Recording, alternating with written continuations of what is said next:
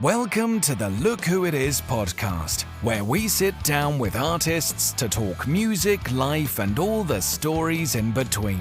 Now here's your host, Dane Engel. So, Amanda Cook, would you consider yourself solely a bluegrass artist? Yeah, for sure. Yeah, for sure. And then you're also a singer, songwriter. Yeah, I do a little bit of both. Yeah. And you play guitar also. Mhm. Do you play any other instruments? I do. I play upright bass and mandolin. Well, you're half the band then. No, far from it. Can't do them all at once though, right? No, exactly. So, yeah, you have how many you have in your band with you?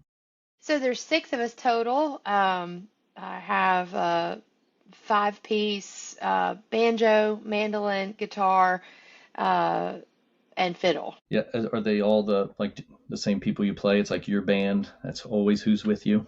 Yeah. So the Fabulous Four, as I like to call us, Caroline Van Leeuwen Boone was the first member to join the band on banjo, and then very shortly after that, I hired in George Mason on fiddle and Josh Fall on bass, and so the 4 of us made the original charter of the band, and they've been with me now for 11 years. This October will be 11 years.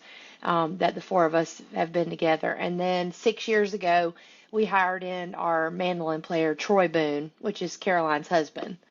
So, yeah. Nice. And then you're constantly touring and traveling. You have something pretty much always going on, or? Yeah, like we're a full-time professional touring bluegrass band.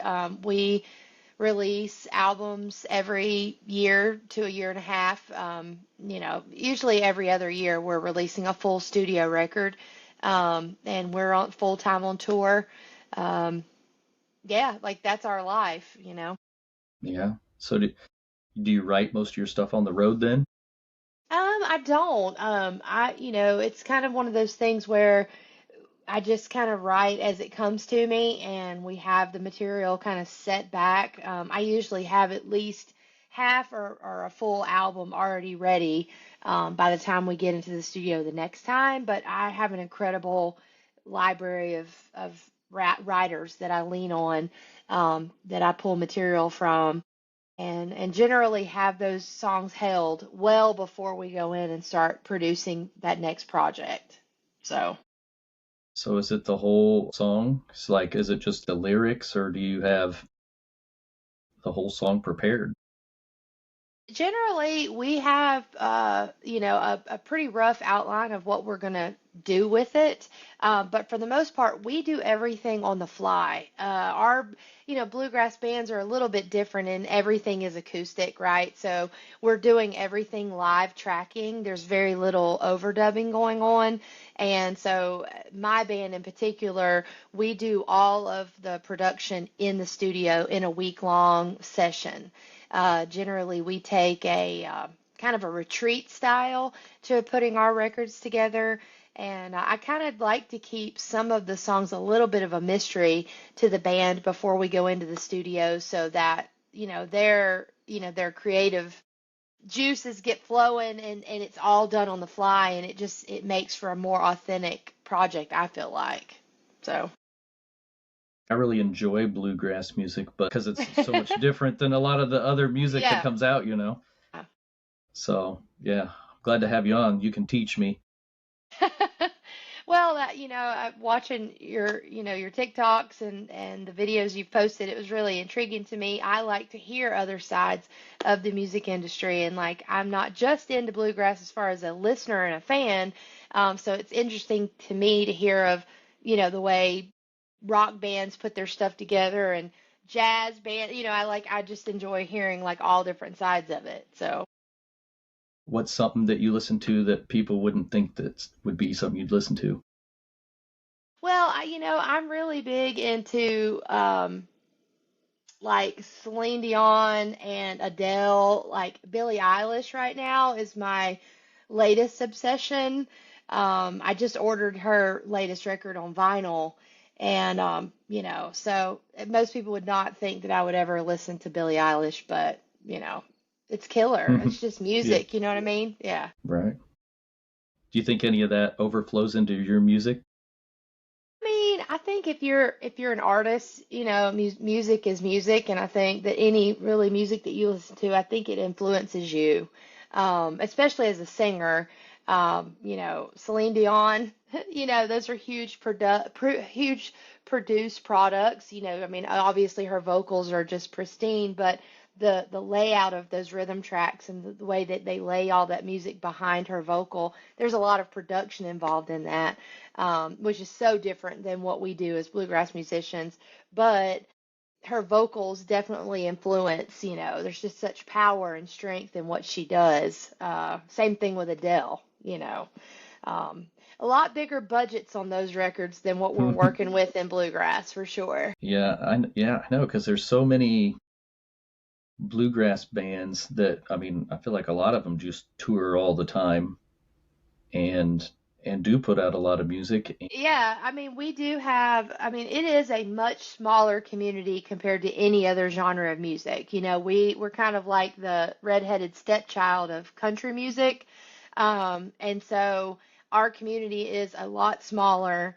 And so in order for us to survive, we have to play a lot of shows and we have to put out music more often than say, a mainstream country band or a mainstream rock band. There you can't allow too much time to lapse between projects, to stay relevant and to actually be able to buy groceries. So Is your main source of revenue through that, is it your album sales or your tours, or like?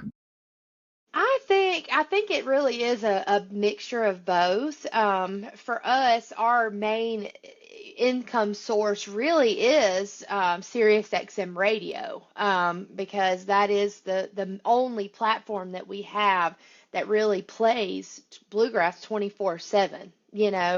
And so we have the balance of that royalty income and then the balance of streaming income, which, again, we won't go down that road, but streaming, Mhm. really has put a hurt on a lot of independent artists and smaller record labels, and because album sales are down because of that. So just trying to find a balance between royalty income, streaming income, tour income, and then album sales out on the road. Yeah. I know coming up in a few weeks, there's a bluegrass festival close to me, hmm and it's a free festival, and it's donation only. And it's like, is it based on merchandise? How? I would assume that places that do, I mean, anytime we've played a free festival, they've Hmm. had these great amount of sponsors. That is one of the things about bluegrass that people tend to love about it as fans, is that the sense of community that we have and we share. So, we go into a bluegrass festival setting that's in a community. The local Dodge dealership will donate to pay for this band to come, or, the bakery in town will pay for this band to come and perform. And, so that's pretty common, really. How do you find all of these? Do you have a booking manager, or are you the Yeah. booking manager? You? For years I did our booking for the band. For the first five or so years of the band, I did the booking full time. But I have, thankfully, we've got management now that handles all of our tour scheduling and our booking and all of that for me. So Do you also have a social media manager? she is also our social media manager. So we have like an all-in-one management, which is incredible. Yeah. A lot of the people I've spoke with do it themselves, and they absolutely despise it. Yes. Yes. Trying to come up with content as an artist is, people would think that that would be so easy. But it's not when you're a full-time touring band. I mean, we were just in Wisconsin last weekend and, there was zero internet out there where we were. And, not that we couldn't have filmed with our phone without internet, but it was just, it was difficult, to take the time to like set up the tripod and do all of those things while we're trying to like get ready to go on stage for a 90-minute set. So yeah, content manager and content, someone just to push you to develop content is utmost in today's world, you know. Yeah, yeah, I absolutely hate it. You know, I just want to play music. You know, I don't want to have to fool with that, but we have to do it. Does your booking manager like add more shows? Do they clear everything with you, or are you like, well, we're doing this extra venue, pop stuff, and Yeah, no, our schedule is usually, you know, well managed ahead of time. Like very rarely do we add anything, you know, in a vacant spot or whatever. It's very rare for that to happen because, you know, most bluegrass musicians have to work as well. Everyone in my band also works day jobs. I actually own a record label. So I run and manage a record label during the day and then tour every weekend. So it's pretty hard to just pop dates up into our calendar like that. Yeah. And how many bands do you have under the label? So we have 27 bands under Mountain Fever Records. Hmm. Wow. And you have to manage them too? Well, I manage all of their releases and, you know, basically everything on the production side of their music. Yes. So you like staying busy? Yeah. I mean, you know, I say it all the time. I'll sleep when I'm dead, you know, like, Yeah. yeah. So, Yeah. It sounds like a good song name. yeah. I guess I always wanted to know is how do you know who's going to solo next? Do you have that set? Like when you guys play and do you have it set on whose turn? Do you do like a head nod when it's the next guy's turn? Or? Yeah, like my records are pretty, you know, pretty well arranged. You know, when we finish that record, we go out and we perform those songs exactly as they were recorded. That was always a goal of mine as an artist when I started years ago, was to have a record and have the band sound exactly like that record when we're standing on a stage. So it's pretty well not rehearsed. It's just we all know whose break is next, you know. I mean, and you play these songs for our album tour, you know, you're playing the same set for 4 or 5 months straight. We know what the next song is and we know exactly whose break lands where. And from time to time, I'm not saying that, you know, we don't get them mixed up, you know, but and then there is like that moment of like if it, you know, say George on fiddle, he jumps in the line and takes that first break rather than the second, you know, we're all, you know, communicating with one another who's, you know, who's going to be on that next break. Yeah. Mhm. You give him the eye, you stole my break. Yeah. Yeah. Yeah. Yeah. So your new album, because you have quite a few albums out. Mhm. Yeah. So we just finished my 7th studio album in April, and the first single from that brand new record just released to radio last Friday. Um, and I've only done one independent release, and so everything else has been on Mountain Fever. So I came to Mountain Fever as an artist in 2017, and then this is our 6th record on Mountain Fever. That'll come out next April. So. How long have you managed the label? I've been managing the label for the last 2 years as the COO, and just August the 1st, I took over ownership of the label.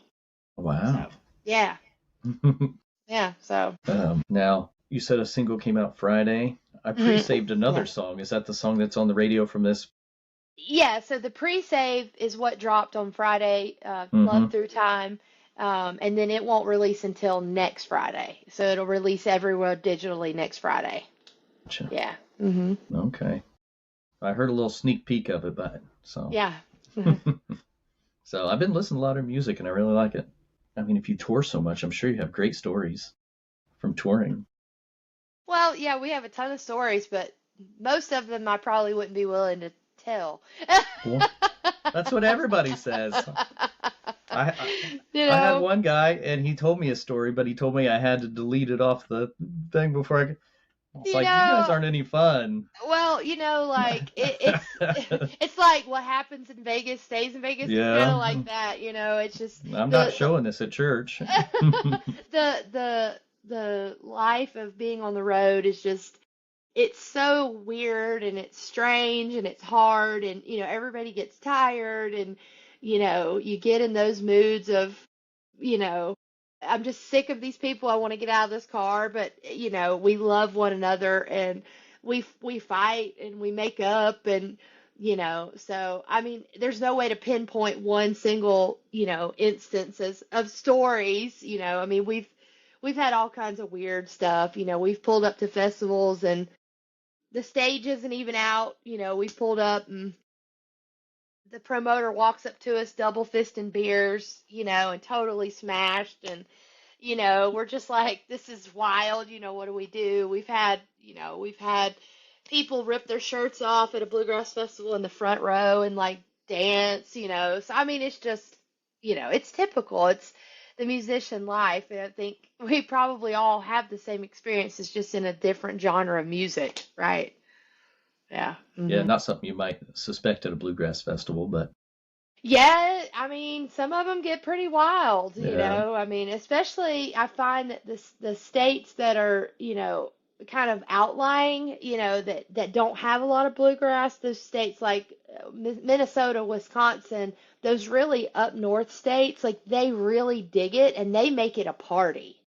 Versus down here in the deep south, everything is a little more um polished and people kind of want to be more like professional and very much more conservative. So I mean I love both, but it's kind of a shock to the system when we get out way out of our area and these people are sitting in the pouring rain watching us play music and we're like that would never happen at home. I have some friends who'd go to Bean Blossom, Yeah.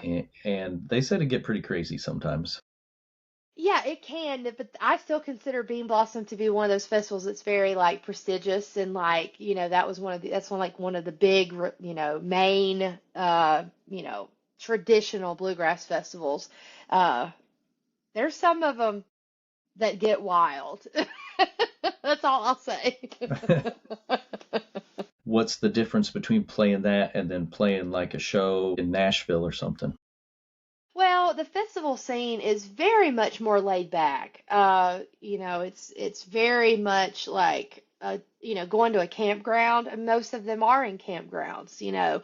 People are just really chill, and they're sitting around a campfire and they're picking. If they're not listening to the main stage act, they're camper and they're picking. You know, it's a much more relaxed environment than say playing in a club in Nashville. I mean, that can get wild in itself, but it's a totally different environment. The festival circuit is much more family oriented and much more relaxed for the most part. I will say playing the Opry is definitely a experience of very professional, it's like the highest level that you can reach as a bluegrass musician to step on the Opry stage. It's very professional, it's very, prestigious. You walk there and you can feel, you better act right and you better do the very best job you can do on that Opry stage. And yeah. What a moment that was. So, Right, yeah. mhm. Do you get a lot of prep time for that? Well, we were lucky in when we made our Opry debut last year, we had about 3 months. We knew 3 months ahead of time, but I have other bands that I work with on the label that got their debut and they had like 2 weeks to prep for that. And you would think that 3 songs, it wouldn't be that hard to prep for because you're only playing 3 songs, but I think it's the amount of nerves that you have to work through to get through those 3 songs. I was glad to have those 3 months to like wrap my brain around it, and we really don't rehearse as a band because we're always on the road playing together. We rehearse for the Opry, like we we made sure that I knew ahead of time what I was gonna say, even though I didn't stick to it. I at least had a basic breakdown of what I was going to say in between the songs and the emotions took over and I just, flubbed it all up, but, I tried. Yeah. But you got to select the songs that you played. Yes. Hmm. Yeah. Yeah. Do you ever play any covers? We do. I mean, it's pretty well known for us to find a cover that's very obscure and really kind of work it over and make it our own thing. Um, I do a cover of in fact, I did that on the Opry. We do a cover of Merle Haggard's song, "My Favorite Memory." Um, and so, I mean, that's pretty common in the bluegrass world too.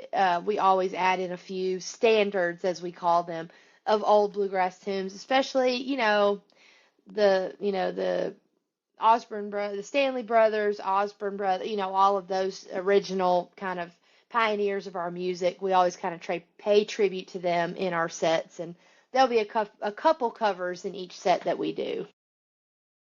Yeah. I really like that a lot because I know some songs that I'll hear and I like it so much better from this artist compared to another artist. It's the Yeah. same song. Yeah. It's a classic song, but like Right. you hear it and you're like, oh, that's so good, and somebody else will Yeah. cover it and you'll be like, I'll listen to this other one. I like it better.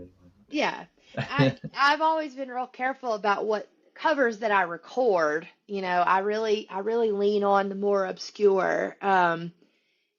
And it's just because I feel like those songs really need to have a moment, like if I've really enjoyed this song through the years. For example, we did last year on the last year's record, we released a cover of a Harley Allen song called Last Road Going Home. And that song was done, male vocalist. It was done by a male-led band. And it was a great song, and I loved it for years and years. I loved Lou Reed cut that song, and he did a great job with it. And I came back across it, and I said, I don't, not that many people really, I hate to say it that way, but not that many people really appreciated that song, I feel like, as they should have. So I was like, well, I love this song and I'm going to cover it. And we took it, we completely reworked it. Obviously, it's a female vocal.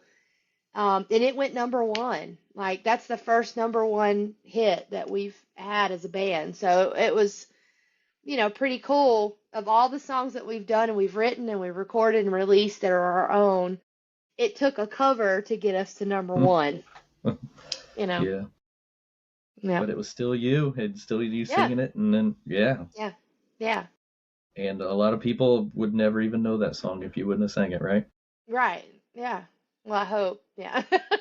Yeah. So then everyone else works day jobs, and Hmm. obviously, I guess you have a day job too, since you work Yeah. and then you tour every weekend, pretty much. Like, how many weekends out of the year you say? I mean, this year, thankfully, with the changeover of the ownership of the label, we have had a lighter schedule this year, and I think it was just a blessing in disguise.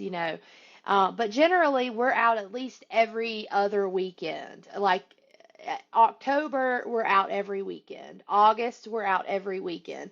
So it just depends, you know. But again, I'm really kind of thankful that we've had a lighter schedule this year because it's been a lot of a year of change and just a lot on my plate, for me. But next year, I know we'll be busting out the walls, because we're releasing a record. And historically, our schedule is usually pretty tough when we have an album because we really work hard to get those pre-sales so that we can hit that Billboard chart.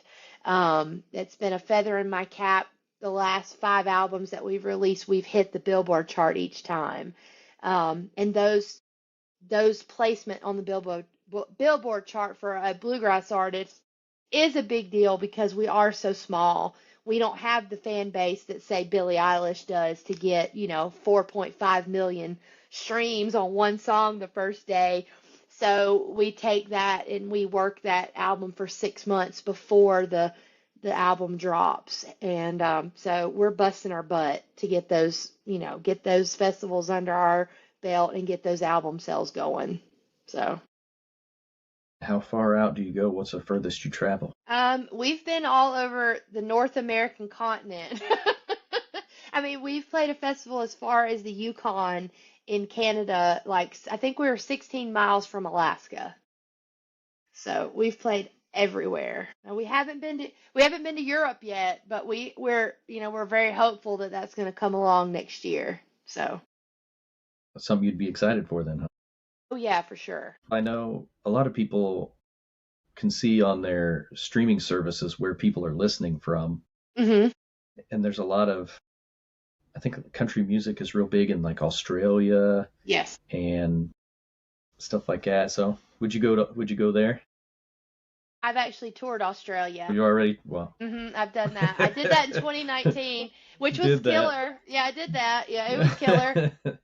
We've just never been to, like, I really would love to get into the European countries and Ireland and and all those countries, because they really, not that the Australian continent did not appreciate what we did. Like, Australia was amazing and they're huge bluegrass fans, but I feel like the music somewhat is sistered there, especially in Ireland, those countries there. So I'm really looking forward to making that tour happen. And you don't really think about other countries really listening to our music, but we have every September we have our big. It's kind of like CMA Fest for country, but we have our IBMA, which is International Bluegrass Music Association. We have our week long huge festival, and it's amazing to me the amount of artists that come in internationally and how they are solidly, competitive with the American bluegrass bands. You don't really think about Japanese people mashing bluegrass, in B chord, but they do it. It's so cool to me, and I love the inclusivity of it. To see all these people from all over the world really loving our music, because I mean, bluegrass it is a, Appalachian music, and it's 100% an American, based music genre, and to have it, played all over the world, it's pretty awesome. Where else do you see people come in from? I mean, we see people from Sweden, Poland, England. I mean, China, Japan, Australia. I mean, everywhere. Canada. There's a huge amount of bluegrass festivals and bluegrass, population, as it were, in Canada. You know, uh, but yeah, they come from all over the world. I mean, we can pull it up and I can see, where our music's being listened to, and it always, especially when I first started, the thought that someone in Japan was listening to one of our records, how cool was that? So, yeah. Where do you have, is this festival in the same place every year? Do you move around or? So this is the first year we've been in the festival's been in Raleigh, North Carolina for the last 10 years, and this is the first year it's moved, and now it's going to be in Chattanooga, Tennessee. So it starts on the 15th or 16th of September, I think, that whatever that Monday is of that week, and it's a big time. There's usually that Friday, Saturday. There's usually 250,000 people there for the Street Fest. It's a huge deal. I feel bad for anybody that comes into Chattanooga during that week thinking they're going to have peace and quiet, because there's 60,000 bands. Now, are you part of the board of the Bluegrass Association? No, I'm not on the board. I'm on several committees, and as a label executive, I'm, a sponsor for different things each year, and just it's like our only outlet for, a main organization to promote and really support bluegrass. So it's, pretty important to be involved in it. So yeah, we always play. Years past, in that week long, 5 days that we're there, we'll play 10 to as upwards of 19 shows in that 5 days. And we're playing like 30-minute sets all over, the convention and all over downtown. It gives us an opportunity to be seen by promoters that haven't seen us before, to sign us up for gigs for the next touring season. So yeah, this is there's only been one IBMA that I've missed, and that was the COVID year. Outside of that, I'm always there. Yeah. So I guess I never asked, how did all this become? How did you get into bluegrass and become a musician? Yeah, well, my I grew up with my dad playing banjo, and I think that's a commonality with every bluegrass musician. It's very rare for someone to get into this music and not have a family member or a friend or someone close that they kind of grew up around, around the music. But my dad's a banjo player and spent my life going to festivals with him. But I was older when I started playing. I was in band, in high school. I was in marching band and all that. So I was always into music, but not really bluegrass until I got out of school. And then I was like 25, um, which doesn't seem like it's that old, but for a bluegrass musician, you're like an old geezer at 25 to start playing something. Like my banjo player started playing when she was like 7, you know. Most of the musicians in my band are well, they were young, when they picked up their instruments for the first time. Um, but when I was 25, my dad started a band. He bought me a mandolin and he was like, "We're going to start a band." And it just really started from there. And I toured with him for about 10 years in that band. And then I just decided one day, I want to just do my own thing. Like dad's still playing every weekend. He's out there doing his thing and he's just super traditional, and I just wanted to kind of like make my own sound. I wanted to get into producing records and things like that, and dad just wasn't, he really didn't think that that was what he wanted to do, and he was like, "Well, if you get your own band, I know you're going to take it and you're going to run the ball." And that's what I did. Dad still, he's super proud, but I don't think really deep down he expected it to go as far as it's went. But yeah, I had a lot of naysayers when I quit my full-time job to play music full-time. So, Yeah, well, I mean, it worked out for you, and yeah, and I guess I so. I know obviously you put in the work. Yeah. It's not like things came easy though. And then how did you find your band? So my banjo player, she is from the same section of Florida that I grew up in. We're right there on the Gulf Coast, and so she was about 2 hours from me. I was in Pensacola area, and she was in the Panama City area. And so her parents, her grandparents, they knew my dad very, very well. So Caroline actually played with my dad and knew my dad really before her and I kind of joined forces. She's a little bit younger than me, so she was in that teenage crowd when I was in my 20s. She was, young teenager and was, playing with her crowd. So we met up at a festival in Perry, Florida, and just kind of hit it off. She was just getting into college years when we kind of started this thing. And or she was just started finishing school, going into nursing school actually. I just, I was like, I told her what I wanted to do, which again, she knew, me from my band at that point with my dad, and told her what I wanted to do. And she was like, "Yeah, I would love to start a band." So we started the band, and then we just, we were on the hunt, to add all those other parts in. And George Mason, our fiddle player, and Josh Fall both lived on the Coast in Mississippi. So they were not that far from me either. And I just reached out to George and I was like, "Hey, Caroline and I've got this band put together. I'd love for you to come play fiddle for us." And he was in a band and he said, "Well, I've got this commitment. I can't just leave them high and dry."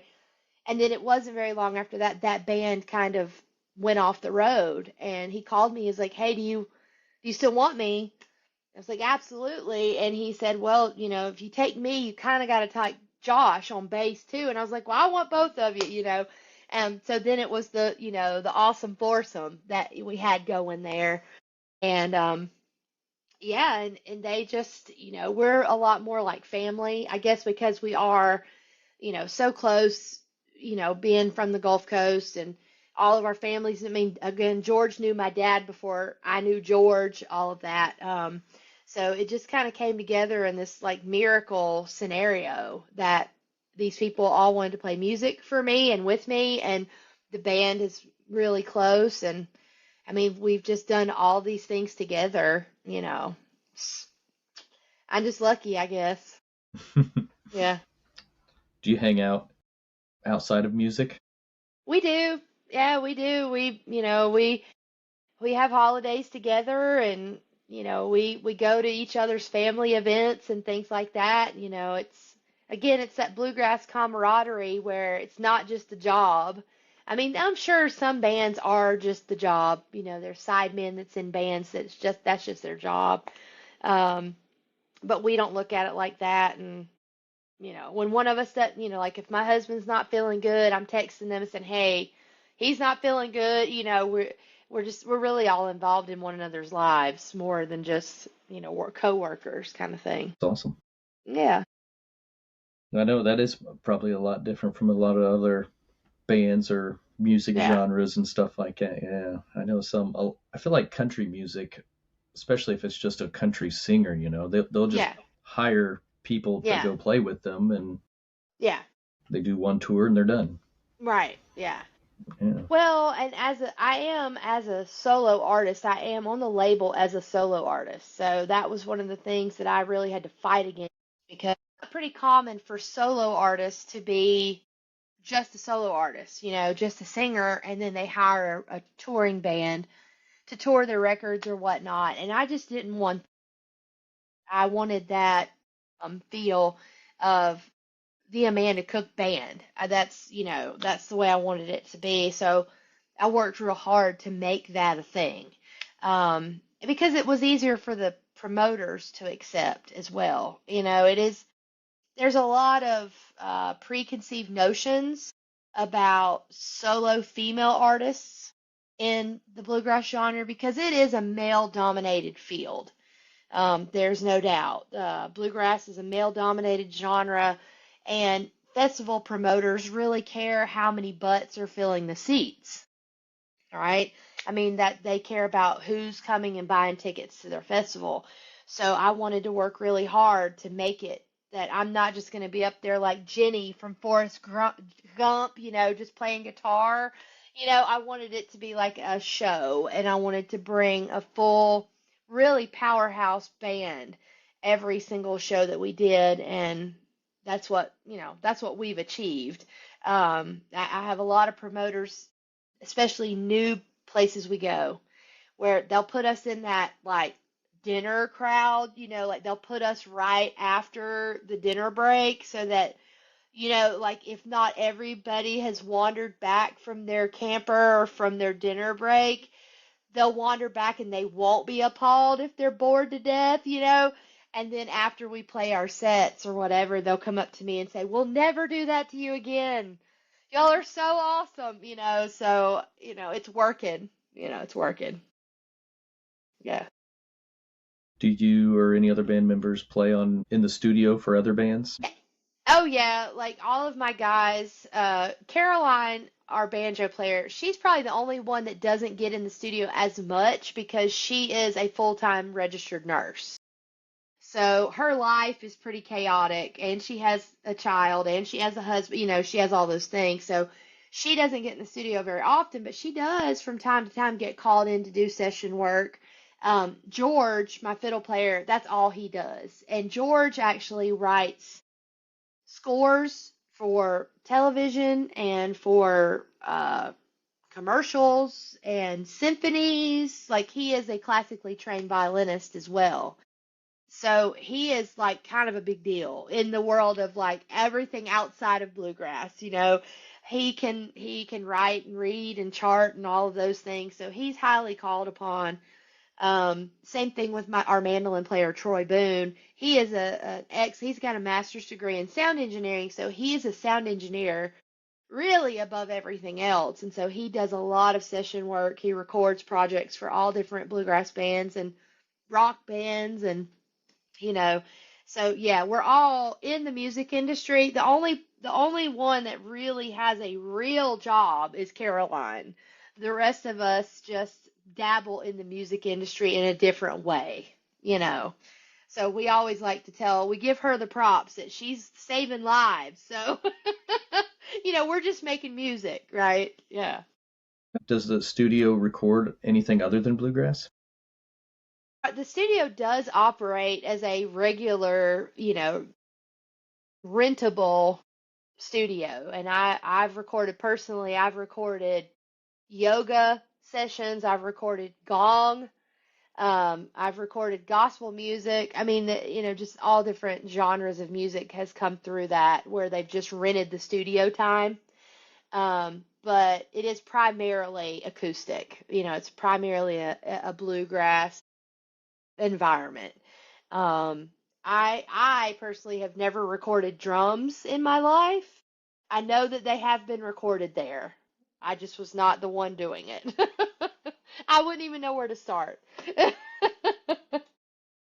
How do you find these artists to sign to the label? Well, I do a lot of, obviously I spend time on TikTok, believe it or not. I've found bands on TikTok. I've found bands on Facebook and Instagram.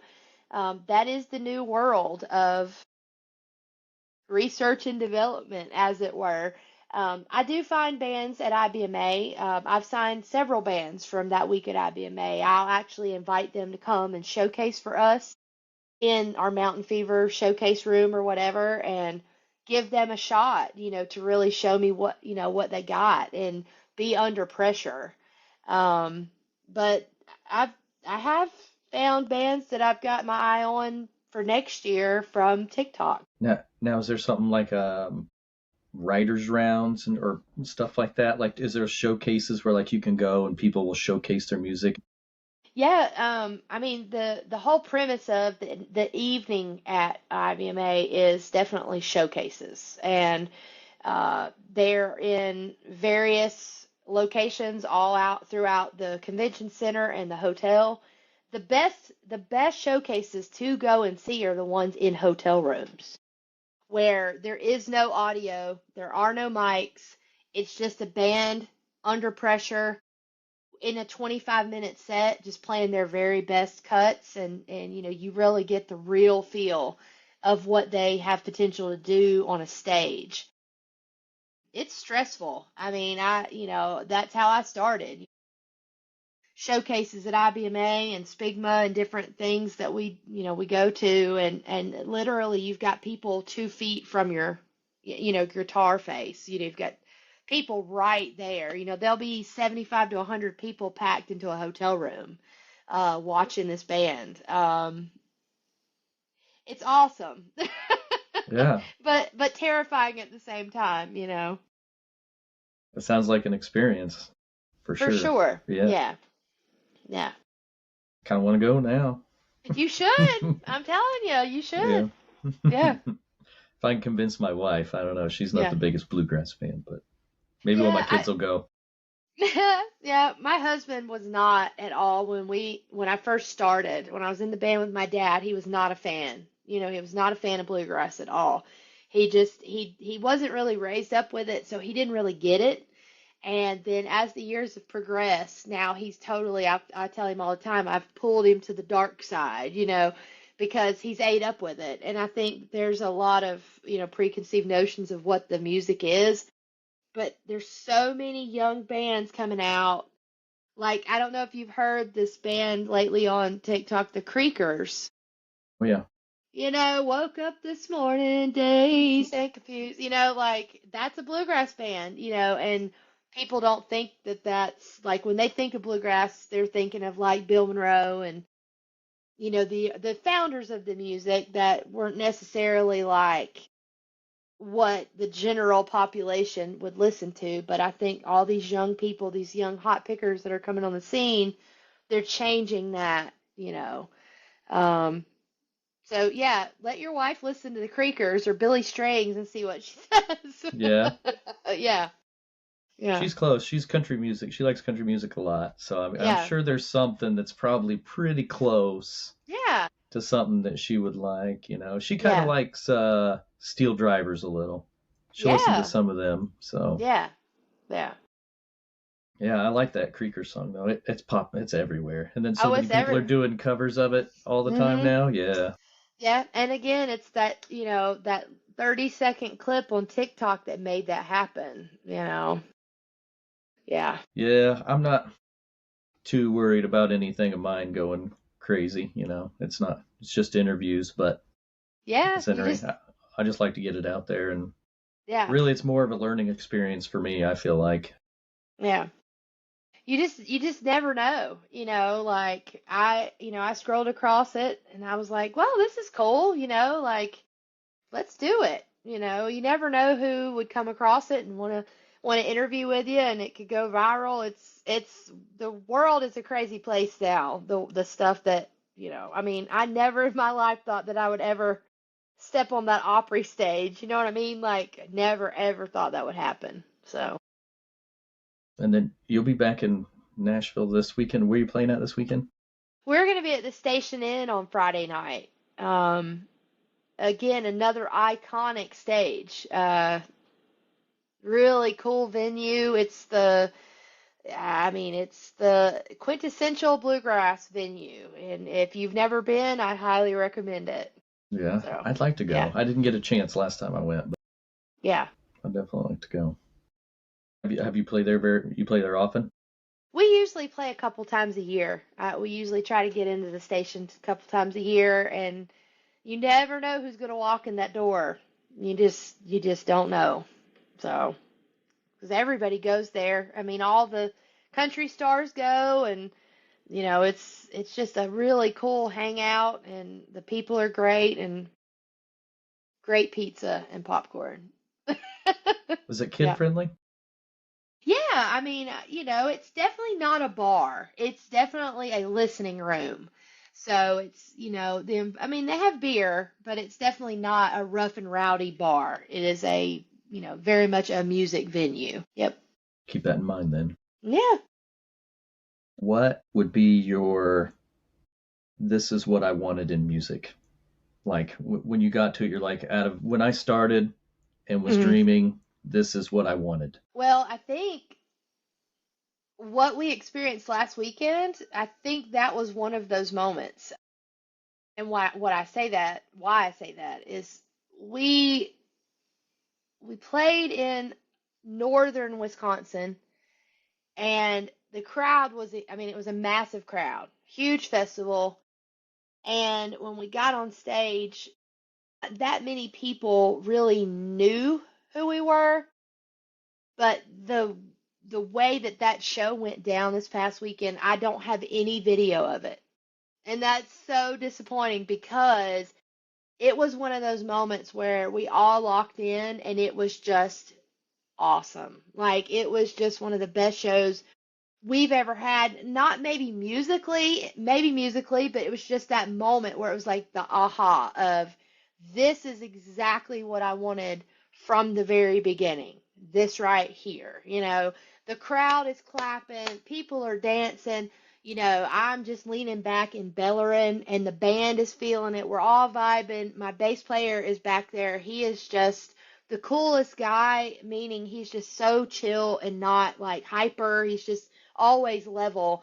And even he was head banging. It was just one of those moments where like, oh my gosh, this is what I've been looking for all along. It was just so good. And I mean, I came off that stage and was just I was just soaked with sweat, you know, because we had just had such a great show. I think that's one of the best moments that we've had outside. Of course, I keep going back to the Opry, like that was just so incredible. Well, I hope somebody got some footage from somewhere and they'll put it out there.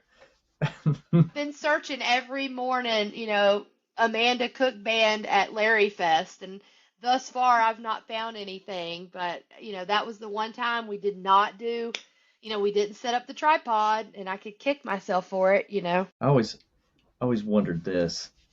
In a lot of bluegrass songs, there's so many that are like very close to gospel songs. So like Hmm. I'll listen to a band and they'll have a gospel song, and then the very Hmm. next song is about them in jail because they just Hmm. murdered their wife or something. Right. Hmm. I mean, And I, you got, yeah, I you don't got know to have it. a balance. You got to have a Yeah, balance. You know, I mean, we've played some of the rowdiest festivals and played a gospel song, and the whole entire crowd just goes dead silent with respect of that. It's just, again, that's part of our culture. Like gospel music, gospel songs are always a part of bluegrass, and very rarely are you going to see a bluegrass album without a gospel song on it. So you just got to have a balance. yeah. I mean, I guess Yeah, you need church and yeah, Jesus after all that, but yeah, right. yeah. I, I always found that very intriguing in a lot of music, bluegrass Yeah, music. It's such a yeah, range of, one yeah. spectrum and from one end to the other. Yeah. Yeah, I mean, there's nothing better than a good killing bluegrass song. I And mean, just saying. those are some of my favorite actually. Right, right? Yeah. Yeah. I like it, which is weird. I like a lot of slower bluegrass songs Hmm. and a lot of guitar. Yeah. So, which I feel like a lot of the slower ones do have more guitar. Do you have like a nickname? Do they call it like when you're up on stage? Do you turn into somebody and they're like, "Uh-oh, here she is." Not really. I No. mean, I not really. I mean, they all kind of call me well, everybody in my little group like calls me Mander. Like that's kind of like the common nickname if there was one, it'd be Mander. But most often, I'll get the sarcastic of "Okay, mom." I'll get that "Okay, mom," because I do kind of treat them like they're my little children. You know, they're just they like my kids. Like that's the way that I feel about them, and that's the way I kind of treat them. Okay, we need to be here on time. That kind of thing. But you know, that's about it. I mean, we don't really have nicknames for one another, and even if I said it, I wouldn't say it on here. Right.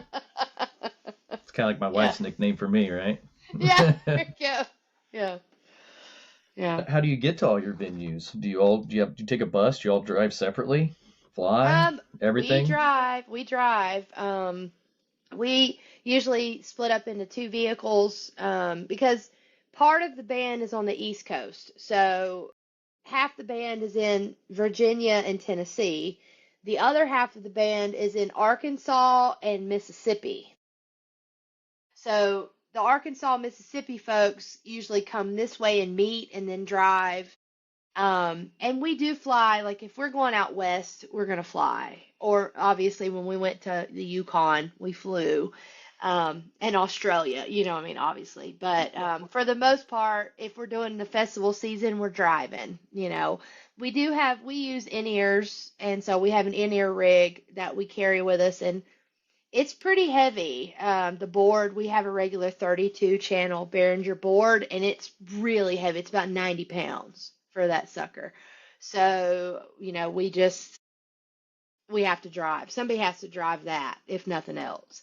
So we usually just like, we left Friday morning about 5. Oh, I left here at 4 a.m. on Friday morning. I picked up half the band in Erwin, Tennessee, and it was a total drive of 16 and a half hours on Friday. Got to Wisconsin and collapsed, and then played the show Saturday, and then got up Sunday morning and drove all the way back. So, Do yeah. you have to find your own rooms and stuff? Generally, no. The festival with our rider, it's usually written in that we have rooms included the day before and the day of our show. Now, if we're doing a run where we've got multiple shows in the weekend, we usually do have to book those rooms in between and whatnot. But again, that's what we have management, and we're so thankful for her because she helps me and gets that stuff squared away. Um, we have done several overnight drives, that's pretty tough, leaving a gig at 10 o'clock, 11 o'clock at night, and then driving, 6, 7, 8 hours to get to the next city or whatever. I mean, I would love to have a bus, but I don't really, realistically, do I ever really see that happening of us having a bus, So it's just so expensive. Yeah. You'd still have to go pick them up anyway. Yeah, or that you have to drive to me, to Right. catch the bus. Yeah. So when do you plan this new album to be coming out? So, I think it's the end of April. I don't really have a dedicated date for it yet, but I suspect that it will be the end of April when we drop that record. And then you'll be touring on that. Like, so do you do much during the winter? Uh, I mean, occasionally, not usually. Like I usually take off December and January for sure. There's not that many festivals going on in the winter months, and the indoor festivals, they're pretty few and far between as far as like out west. There's a few that's in January and February, but most of the time that is our time to like actually have time off and do our family stuff, enjoy just a little bit of downtime, and then that's when I usually spend my time pulling material, writing material. I use that time to really have the creative rather than the planning and the touring and all of that. Sit down and just kind of be an artist, rather than a touring band. I mean, I love touring and I love the summer. I love being on, playing the music and all, but I really look forward to every year when that December 1st rolls around, and I've got that time off at home. When you start back up, do you usually start in the south and work your way north as it warms up? I mean, it just depends. I mean, yeah. I mean, we've done festivals in April, in Michigan when it was freezing cold. We've been to Vermont in June when it was freezing cold. So it just depends on how they come in. We take them. You know what I mean? When they come in, we take them. Yeah. So. Well, this has been great. I appreciate everything. Yeah.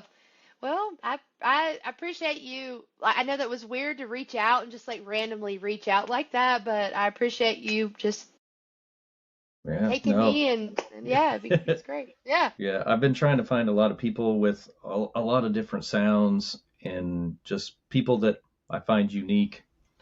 Yeah. And I actually just had to put out another post and try to get some more, prospects in. And I get a lot of messages and stuff. And you wouldn't believe how many of them are AI, people who make Yeah. AI music. I Yeah. probably half a dozen that I've got. Yeah. And you can tell. So I try Yeah. to go and listen to their music and stuff a little or check them out. And it's like, Yeah. I just can't bring myself to do that. So I've got, a laundry list of artists that are in the bluegrass world. So if you get, I mean, obviously you don't want to pile up a whole bunch of bluegrass artists at one time, but if you want any more, I'm happy to make that connection happen for you.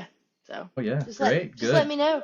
Yeah. That's kind of what I was hoping for too, as I made connections. Hopefully they could lead me to more Yeah. connections also. So Yeah. great. All right. Well, I appreciate it so All much, right. and thanks for coming on. All right. Thanks and take All right. care. Yeah.